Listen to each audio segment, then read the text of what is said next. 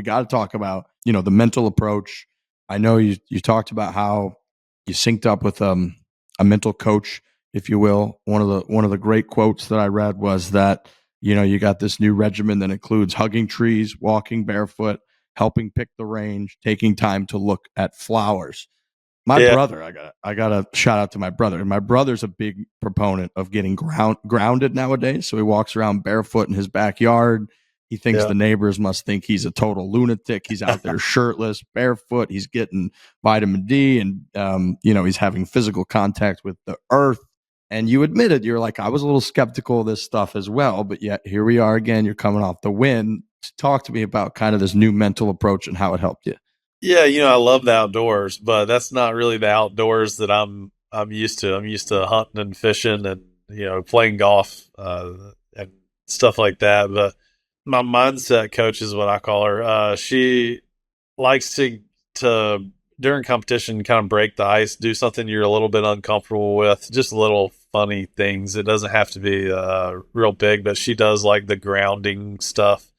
So I took my shoes off. I went and got a egg McMuffin or at Model Bakery. I went and got a sausage, egg, and cheese and a coffee. Come back. That was kind of my routine. I had 3 afternoon tea times where I could do a little bit of the same thing.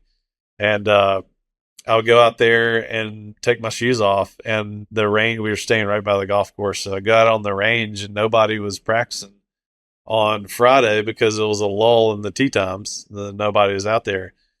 And so I just started walking around the range. I see a guy hand picking the range. I'm like, you know what? I go kind of toss some balls around. The whole time I'm kind of like bouncing a tennis ball, just goofing off, just having fun, getting my toes dirty and doing those little things that are different, fun, uncomfortable. I'm over there with my arms around a tree and like people are looking at me that are in the tournament. I'm right there on the 16th tee box hugging this tree, and that's not me. I don't do shit like that. So, and there's just a lot of stuff that was that led to me performing that way. That was just the day of just being playful and bringing some joy to it. So is sort of the mindset here. I know you called her your mindset coach.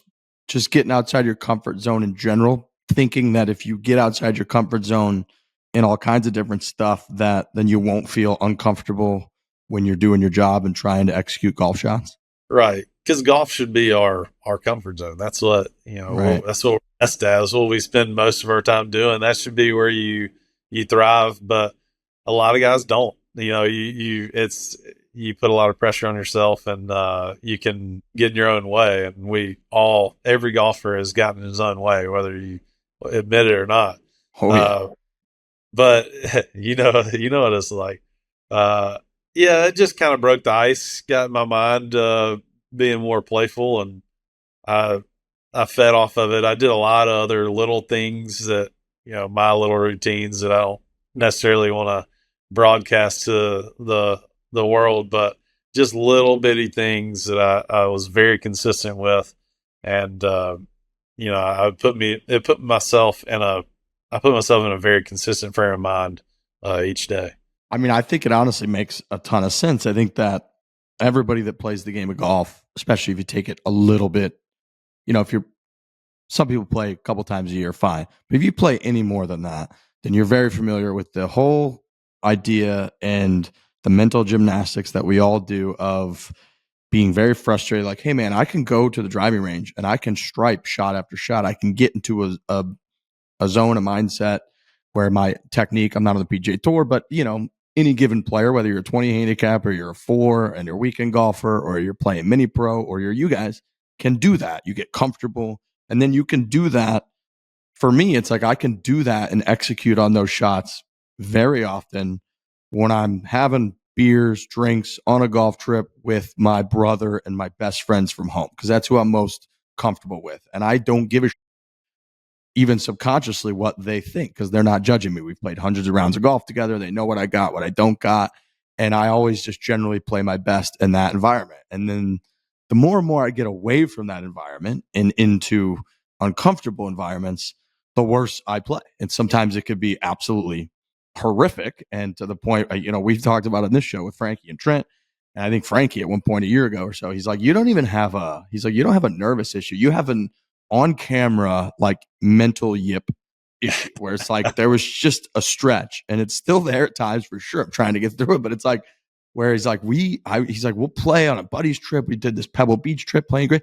And he's like, and then we turn on the cameras. You can't hit the ball on planet Earth. And it's like that. And it is just, it's that uncomfortability. And then you can't get out of it, right? You're in it and you're uncomfortable and there's nowhere to hide. There's no clock that's going to run out. You have to hit the golf shots to get through it. Yeah. And I always just think like, man, I don't need to drastically change this, or this. I just need to find a way to get comfortable out there. That's you have to be comfortable being uncomfortable. But if all it takes is you considering something bad happening, or you considering, what's this guy gonna think if I hit this bad shot, or what, the camera's on, the world's watching. What if they get me catching one off the hosel? What if you start considering what all other that races through my mind. All of that races through my mind, man. It's awful. That's not that you're not the only one, but there's a lot of time and practice and effort goes on to be able to outweigh that. That's coming. The doubt's coming always, but there's a lot of things you have to do in order to overcome that, to let that doubt be there and then kind of fade away. And then you can focus on what you're doing. But man, I'd be lying if I didn't tell you I was shaking on the putting green on Thursday. Like before I even teed off in the turn, I'm like, man, I don't feel right. This doesn't, God, I just wish I was comfortable, but I'm not. And, once I got into the moment and started playing, it faded away. I knew it would. And coming down the stretch, it's hard. Like your stroke is not the same, but I was still knocking it in the hole. My swing, I was fighting my swing, but I was still hitting decent shots. It's like your game has to be good enough to where you're 75 or 80% is good enough to win. You can manage it. And that's really all I did this week. I mean, I putted great. I hit a lot of good putts where I did feel like that was it. That's me. But I hit a lot of them where I'm like, ew, that's not it. But still are good enough to go in because I've worked on my hand-eye coordination for so long for it to work out.